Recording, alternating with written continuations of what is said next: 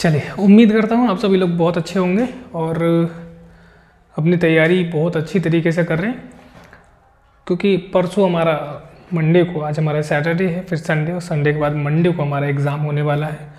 तो ज़बरदस्त तरीके से तैयारी करते रहिए। और कल हमने जो क्लास हमने की थी वो हमने पूरा उसमें कवर किया था।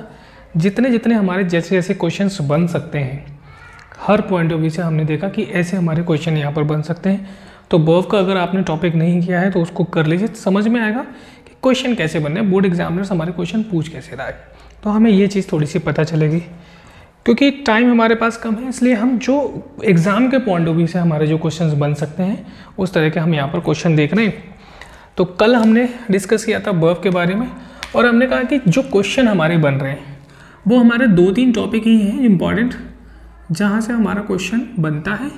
एक हमारा वर्ब हो जाता है, वर्ब के बाद हमारा नरेशन है, नरेशन के बाद हमारा टेंसेस आ जाते हैं, हमारे टेंसेस आ जाते हैं, और टेंसेस के बाद हमारा एक टॉपिक रहता है subject verb concord, subject verb concord. यहाँ से कम पॉसिबिलिटी रहती है थोड़ी सी, क्योंकि ये इसी में हमारा आ जाता है। इंपॉर्टेंट हमारे टॉपिक ये रहते हैं, नरेशन, वर्ब, टेंसेस, यहाँ से क्वेश्चन बनते हैं। इसमें हमने वर्ब में डिस्कस किया था। एक तो हमारा पीएवी ज़्यादा इंपॉर्टेंट है, पीएवी से हमारा क्वेश्चन बन जाता है, उससे हमें पता चलता है कि हम टेंसेस जो है हमारे वो किस तरह के टेंसेस बनते हैं। दूसरा हमने बात की थी मॉडल्स की, हमने बात की थी मॉडल से हमारा डेफिनेट, चाहे तो आप कोई सैम्पल पेपर उठा लीजिए किसी भी तरह का, या फिर अपना PYQ उठा के देख लीजिए। मॉडल से आपका क्वेश्चन डेफिनेट, आपका क्वेश्चन, हाँ डेफिनेट क्वेश्चन आपका बनेगा, यहाँ से मॉडल से बनेगा क्वेश्चन, ठीक है ना। तो अगर कल वाली क्लास आपने नहीं देखी है तो आप उसको एक बार देख लीजिए। आज हम जो डिस्कस करने वाले हैं वो हम डिस्कस करने वाले हैं नरेशन को। हर पॉइंट ऑफ व्यू से हमें देखने की ज़रूरत है। नरेशन क्या है भैया, आपको पता होना चाहिए। सिर्फ हम क्या कर रहे हैं, इसमें क्विक रिवीजन कर रहे हैं इस चीज़ का, एक तरह से क्विक रिवीजन है हमारा, ताकि हमें पता चल जाए कि क्वेश्चन कैसे बनता है। तो नरेशन क्या होता है भैया, आपको पता है narration can be studied under 2 groups, एक हमारा डायरेक्ट स्पीच और एक हमारा इनडायरेक्ट स्पीच।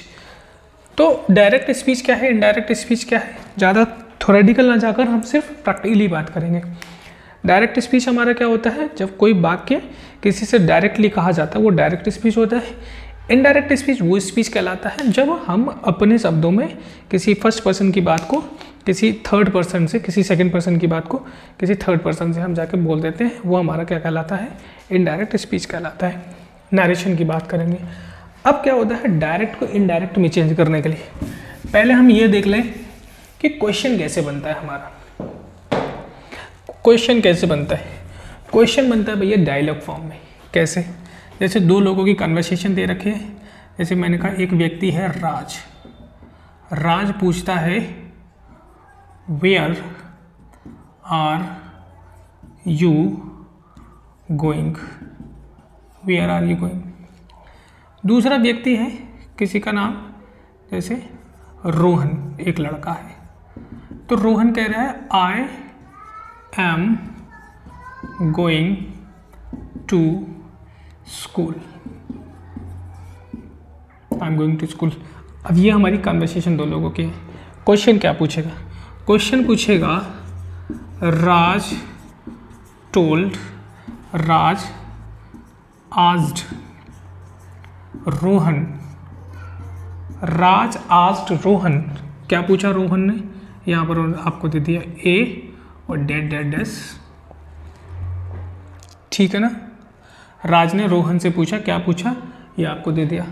फिर क्या होता है, Rohan replied, Rohan replied, Rohan replied Raj, Rohan ने राज को रिप्लाई किया। फिर बी हमारा दे रखा है, क्या रिप्लाई किया, ये हमने पूछ लिया। अब क्या पूछा भैया रोहन ने, राज आस्क्ड। अब हमें पता होगा, अगर हमें पता होगा हमने किया होगा तो हम आराम से कर लेंगे। राज आस्क्ड रोहन, रोहन ने पूछा, क्या पूछा, sorry where are you going, यहाँ पर आ जाएगा, क्या पूछा, वेयर ही वॉज गोइंग। 4 ऐसे ऑप्शन दे रखे होंगे, एक उसमें सही होगा जो हम इसमें लगा देंगे। फिर रोहन रिप्लाई करता है, क्या रिप्लाई करता है? He that he was going to school. ठीक है ना भैया? तो इस तरह से हमारे क्या होता है, नरेशन से क्वेश्चंस हमारे बनते हैं। तो हमें समझना पड़ेगा कि ये नरेशंस जो हमारे क्वेश्चंस बन रहे हैं वो किस किस फॉर्म में बन रहे हैं और कैसे कैसे हम इनको सॉल्व कर सकते हैं बहुत आसान तरीके से। चलिए, तो क्या होते हैं नरेशन आपको पता है। हम एक जनरल फार्मूले की बात करते हैं, जो हमारा जनरल स्ट्रक्चर है, ये हमारा जनरल स्ट्रक्चर रहता है इस तरह का। ये जो पार्ट है हमारा, इस पार्ट को हम रिपोर्टिंग वर्ब यानी कि आरवी बोलते हैं। ये जो पार्ट है हमारा रिपोर्टेड स्पीच यानी कि आरएस कहलाता है। हमें करना क्या है? हमें करना ये है कि इन दोनों पार्ट को मिलाकर, यानी कि ये डायरेक्ट स्पीच का फॉर्मूला है, डायरेक्ट स्पीच का स्ट्रक्चर है। अब इनको मिलाकर हमें क्या करना है? इनडायरेक्ट स्पीच में बनाना है। तो अब कैसे बनाते हैं, इसके लिए हमारा पहला काम हमारा क्या होता है, ये आपको पता है भैया, इन्वर्टेड कॉमा कहलाते हैं। ये हमारा कॉमा कहलाता है, ये हमारा फुल स्टॉप कहलाता है। ठीक है ना? करना क्या होगा, हमको इन दोनों पार्ट्स को मिलाना है, तभी तो हम इनडायरेक्ट स्पीच बना सकते हैं। अब इन दोनों पार्ट्स को मिलाने के लिए हमारे कुछ ऐसे स्ट्रक्चर हैं, हमारी कुछ चीज़ें ऐसी हैं जिन्हें हमें करना होता है। पहला काम हमारा क्या करना है, हमको पहला काम हमारा क्या करना है? पहला काम, सबसे पहला काम, remove the inverted comma.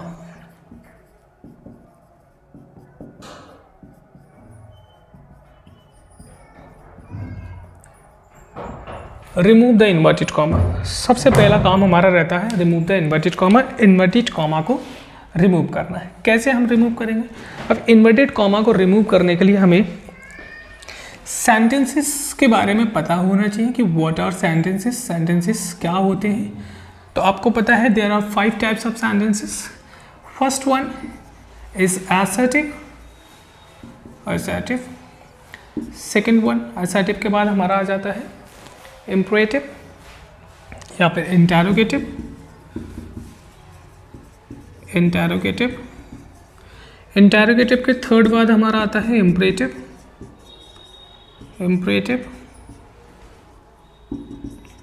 Imperative के बाद फोर्थ नंबर का हमारा आता है एक्सक्लेमेटरी,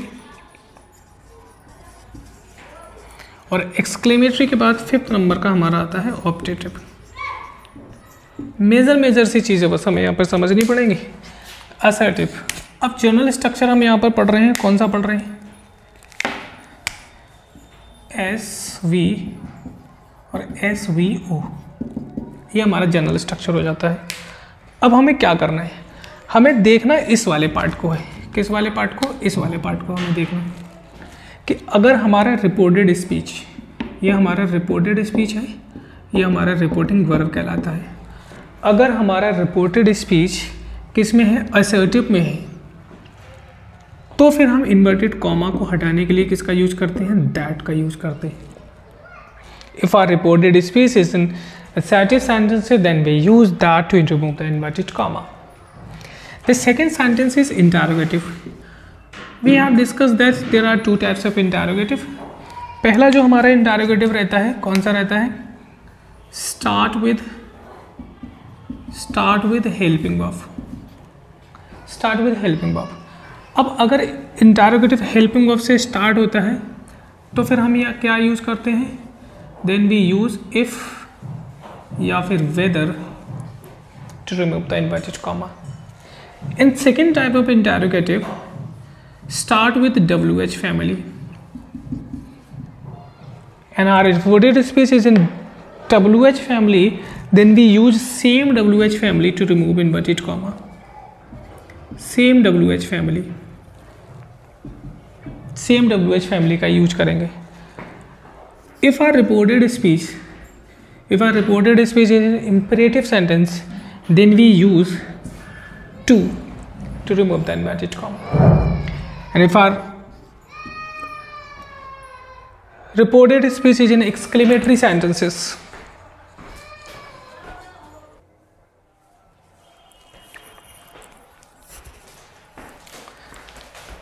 अगर हमारा रिपोर्टेड स्पीच अगर हमारे एक्सक्लेमेटरी में है तो हम क्या करेंगे, दैट का यूज करेंगे इन्वर्टेड कॉमा को हटाने के लिए। And if our reported speech is in optative sentence then again we use that to remove the inverted comma. अब हम कुछ एग्जाम्पल्स देख लेते हैं, जैसे यहाँ मैं कुछ एग्जाम्पल्स लिखता हूँ। I said comma inverted comma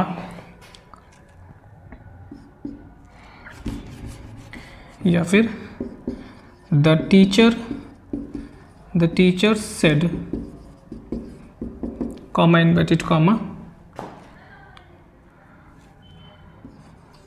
I will be absent tomorrow. The teacher said comma inverted comma I'll be absent tomorrow, मतलब मैं कल एब्सेंट रहूँगा। ठीक है भैया, अब यहाँ पर हमें क्या करना है, इसको चेंज करना है। The teacher said, अब यहाँ पर हमें क्या करना है, ये हम देख रहे हैं कॉमा इन्वर्टेड कॉमा, इसको हमें रिमूव करना है। इसको रिमूव करने के लिए हमें क्या करना है, ये जो हमारा आर एस का पार्ट है इसको देखना है।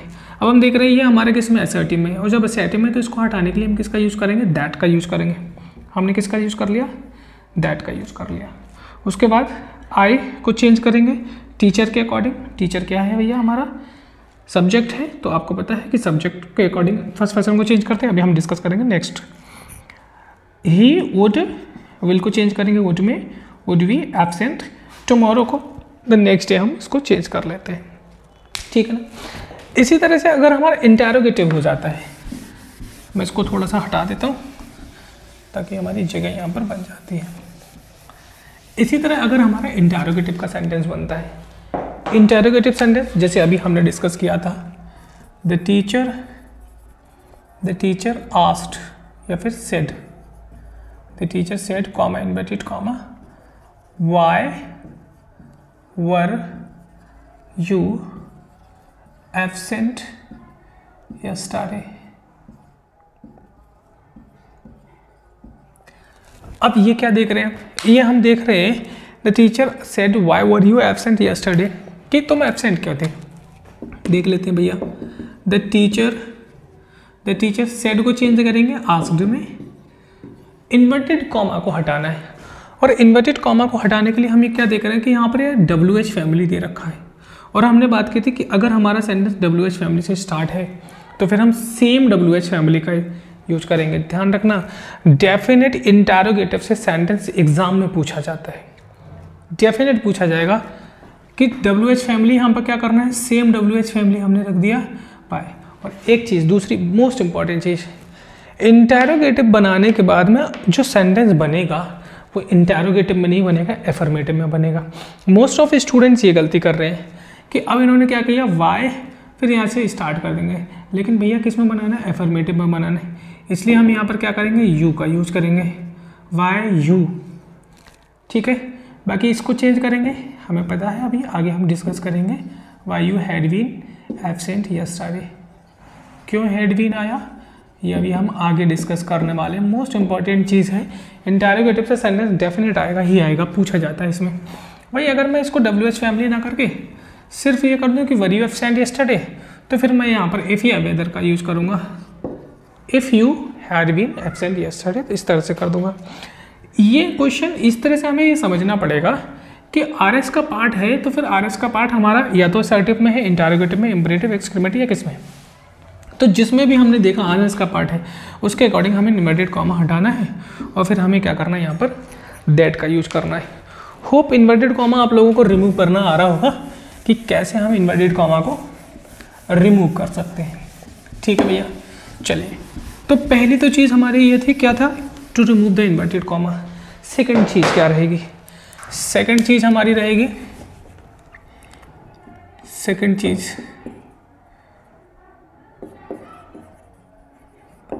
Changing of person, changing of person, person को चेंज करना। अब आपको पता है कि भैया 3 तरह के पर्सन हैं, कौन कौन से?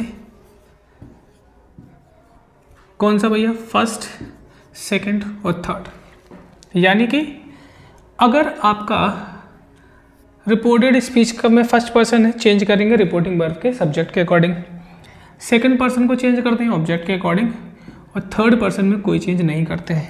कहने का मतलब क्या है? जनरल स्ट्रक्चर हमारा क्या बनता है? एस वी और एस वी ओ, ये जनरल स्ट्रक्चर है।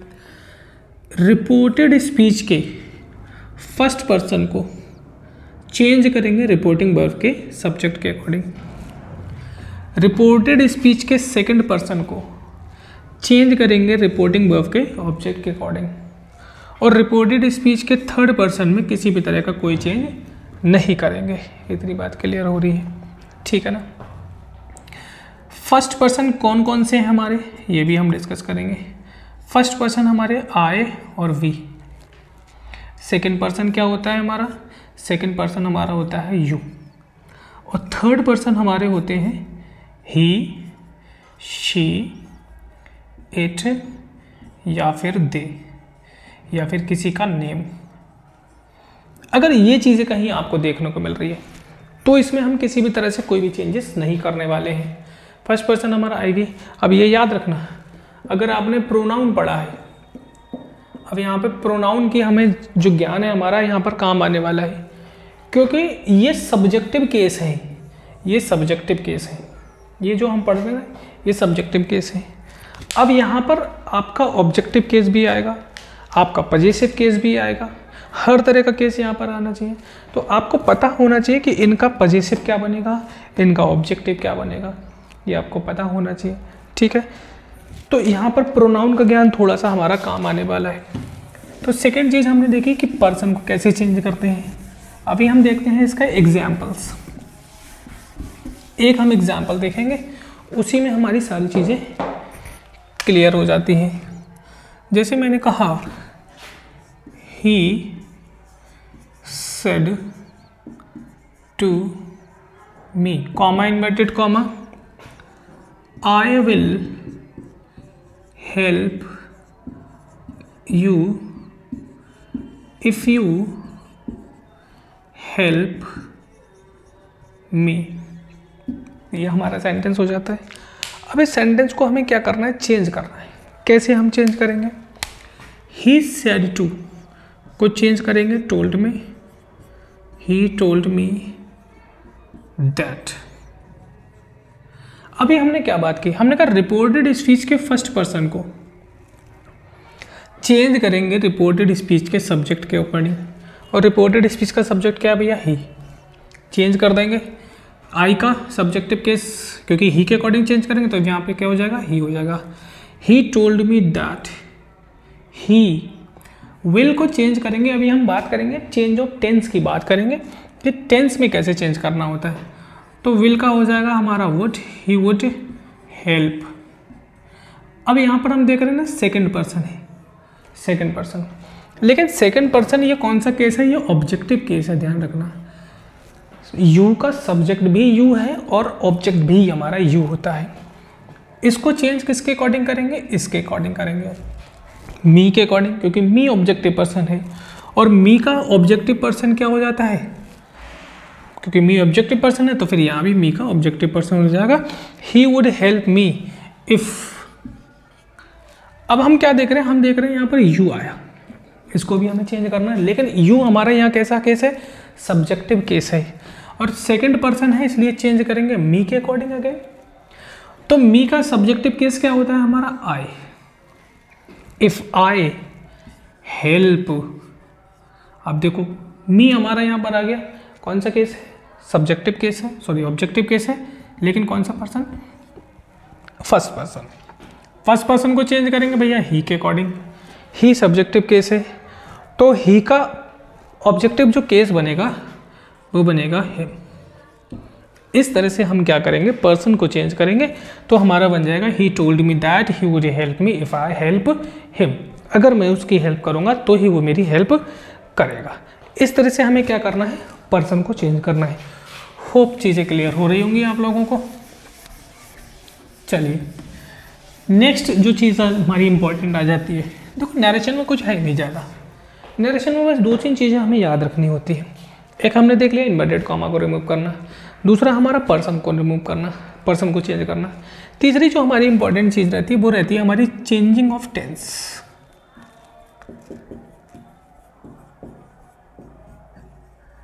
Changing of tense. अब यहाँ पर टेंसेस की नॉलेज, मैंने कहा ना हर टॉपिक एक दूसरे से कनेक्टेड है ग्रामर में, तो यहाँ पर आपको टेंसेस की नॉलेज आपको पता होनी चाहिए।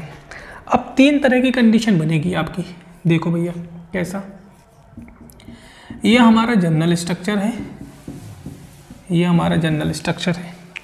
ये क्या कहता है, ये कहता है कि अगर हमारा, ध्यान रखना बहुत ध्यान से समझने वाली चीज़ ये है कि अगर हमारा रिपोर्टिंग वर्ब किस में है, प्रेजेंट या फिर फ्यूचर में है,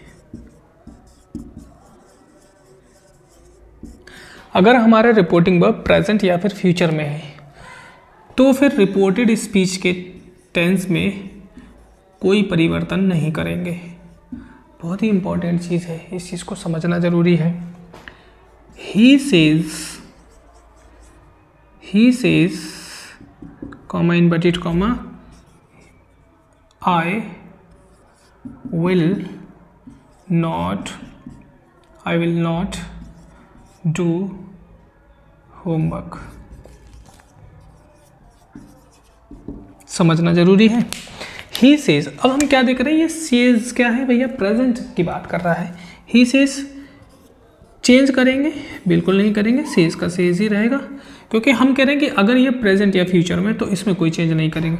और जब इसमें चेंज नहीं करेंगे, अभी हमने क्या बात की थी, पहले हम इन्वर्टेड कॉमा को थोड़ा सा हम रिमूव कर लेते हैं कि हमारा जो इन्वर्टेड कॉमा है इसको रिमूव करने के लिए, क्योंकि हम क्या देख रहे हैं यहाँ पर, I will not do homework, क्योंकि ये असर्टिव सेंटेंस है और हमने बताया कि असर्टिव सेंटेंस को इन्वर्टेड कॉमा को रिमूव करने के लिए हमें क्या करना है भैया, इसमें दैट का यूज करना है। फिर हमारा ये क्या हो जाता है, आई चेंज करेंगे ही के अकॉर्डिंग, आपको पता ही है ही। अब बात आ रही है चेंज करने की, टेंस को चेंज करने की।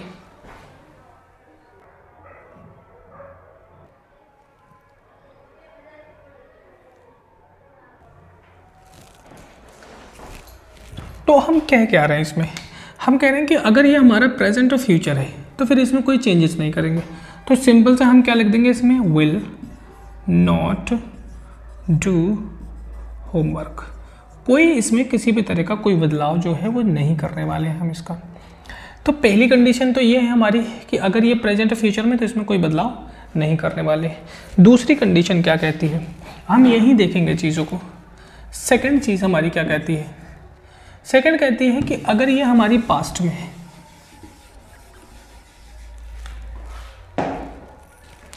अगर ये हमारा पास्ट में है, किस में, पास्ट में है, और ये फिर हमारा फ्यूचर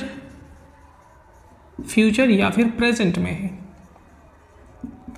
तो फिर इसमें जो चेंजेस करेंगे वो करेस्पॉन्डिंग पे चेंजेस करेंगे। करेस्पॉन्डिंग चेंजेस का मतलब क्या होता है, present indefinite becomes past indefinite, present continuous becomes past continuous, present perfect becomes past perfect, and present perfect continuous becomes past perfect continuous। Same condition future के साथ रहेगी। भाई फ्यूचर में हम 2 मॉडल का यूज करते हैं, कौन सा, will और would का, will और shall का यूज करते हैं। तो will की जहाँ जहाँ will हमको नज़र आएगा, क्योंकि हमें present, future indefinite, future continuous, future perfect और फ्यूचर परफेक्ट कॉन्टिन्यूस, सब में जहाँ जहाँ विल नज़र आ रहा है वहाँ पर वुड कर दीजिए, जहाँ भी शैल नज़र आ रहा है वहाँ पर शुड कर दीजिए। बस इतना चेंजेस करना होता है, इसके अलावा ज़्यादा कुछ करना नहीं है। प्रेजेंट का याद रखेंगे, present indefinite, past indefinite, present continuous, past continuous, इस तरह से विल और शैल को चेंज करेंगे वुड और शुड में। तो यहाँ देखो क्या है, अब यहाँ पर हमने क्या कर दिया, he said I will not do homework. तो देखो ही सेड है यहाँ पर, क्योंकि हमने क्या कहा, ये अगर पास्ट में है तो देखो ये पास्ट में है भैया, और जब पास्ट में है तो फिर यहाँ पर हम क्या करेंगे, चेंजेस करेंगे, बाकी चीज़ें कुछ बदलाव नहीं करेंगे, ये पास्ट का पास्ट ही रहने देंगे और यहाँ विल का क्या कर देंगे, वुड कर देंगे। इस तरह से हम क्या करेंगे, चीज़ों में बदलाव करने वाले हैं। ठीक है, समझ में आ रही बात। थर्ड चीज़ हम क्या करेंगे, अभी हम सारी चीज़ें यहाँ लिखने वाले हैं। थर्ड चीज़ हमारी एक कंडीशन और बन सकती है भाई, 2 कंडीशन हमने डिस्कस कर ली। थर्ड कंडीशन हमारी क्या बनेगी, थर्ड कंडीशन हमारी ये बन सकती है कि ये भी पास्ट में है और ये भी पास्ट में है। तो फिर हम क्या करेंगे भैया, देख लेते हैं। अगर ये भी पास्ट में है, ये भी पास्ट में, तो फिर इसमें क्या चेंजेस करेंगे। तो अगर ये पास्ट में है तो पास्ट इंडेफिनिट को चेंज करेंगे पास्ट परफेक्ट में। ठीक, पास्ट कॉन्टिन्यूस को चेंज करेंगे पास्ट परफेक्ट कॉन्टिन्यूस में। पास्ट परफेक्ट और पास्ट परफेक्ट कॉन्टिन्यूस में किसी भी तरह का कोई चेंजेस नहीं करेंगे। ठीक है, ये बात समझ में। जैसे एक एग्जाम्पल्स हम ले लेते हैं। हमने क्या कहा था अभी, the teacher said, the teacher said,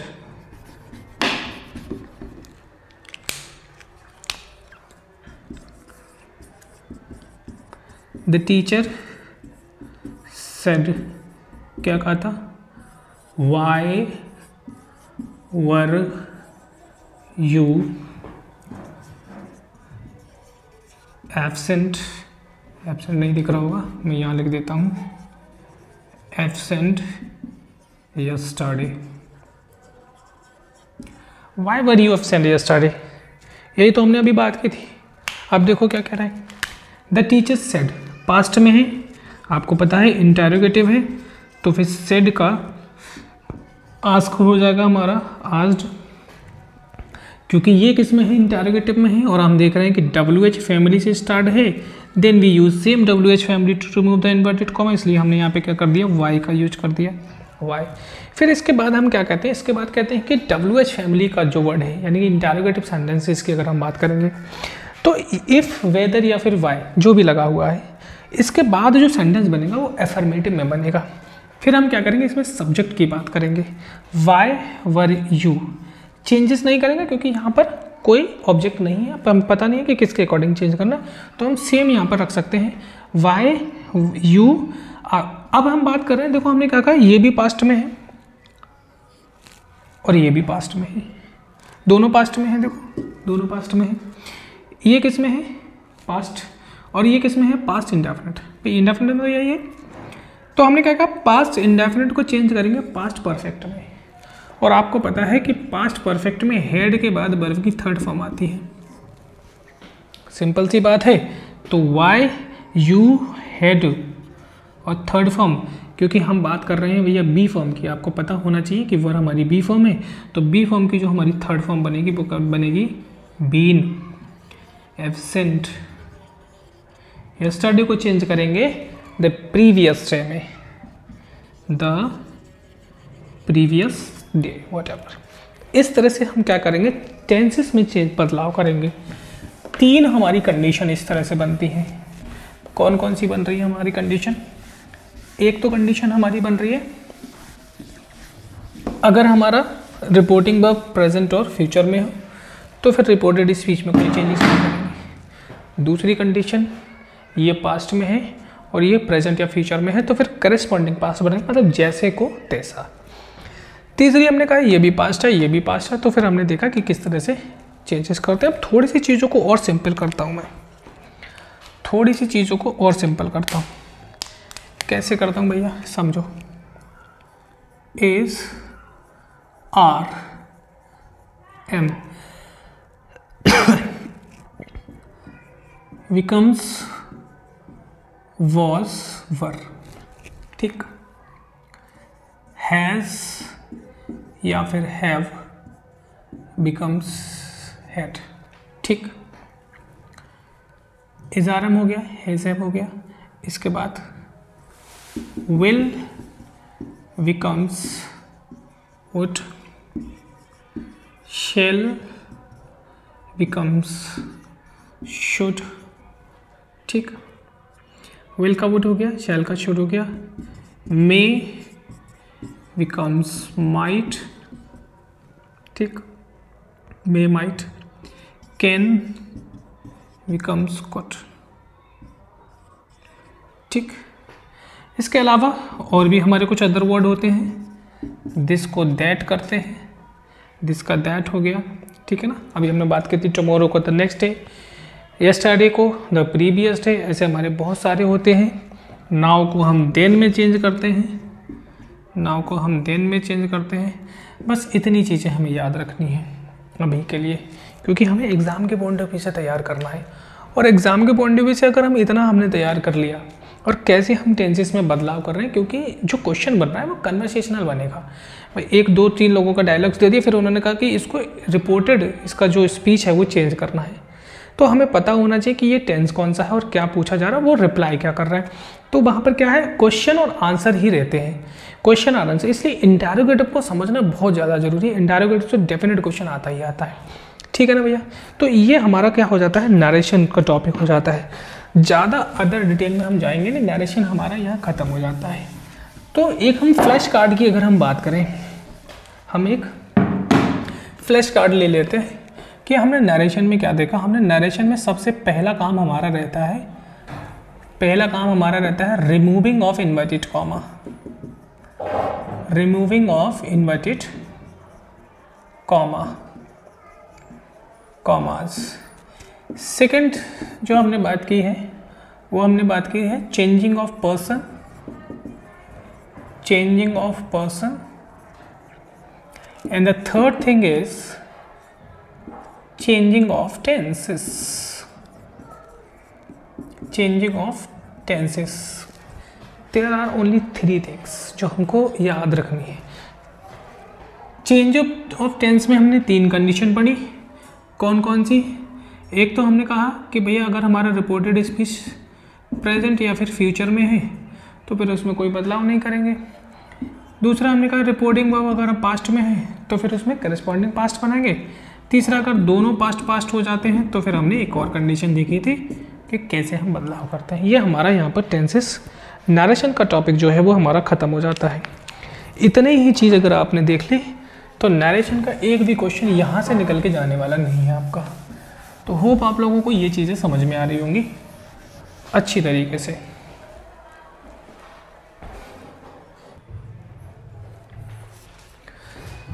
तो नरेशन आई होप आप लोगों को समझ में आ रहा होगा। इतना ही अगर आपने कर लिया तो डेफिनेटली ये आपके लिए हेल्पफुल रहने वाला है। तो आज की क्लास में बस इतना ही करेंगे नरेशन का। कल के क्लास में हमारा टेंसेस हमने बहुत अच्छे तरीके से करने वाले हैं और हमारा सब्जेक्ट वर्ब कॉन्कॉर्ड का जो हमारा क्वेश्चन है, इसके बाद फिर हम कुछ क्वेश्चन भी करेंगे। अगर हमें टाइम मिलता है तो फिर हम क्वेश्चन भी थोड़ा सा करने वाले हैं उसमें। ठीक है, तो आप पढ़ते रहिए, मेहनत करते रहिए और अच्छे से पेपर दे के आइए। तब तक के लिए नमस्कार, थैंक यू।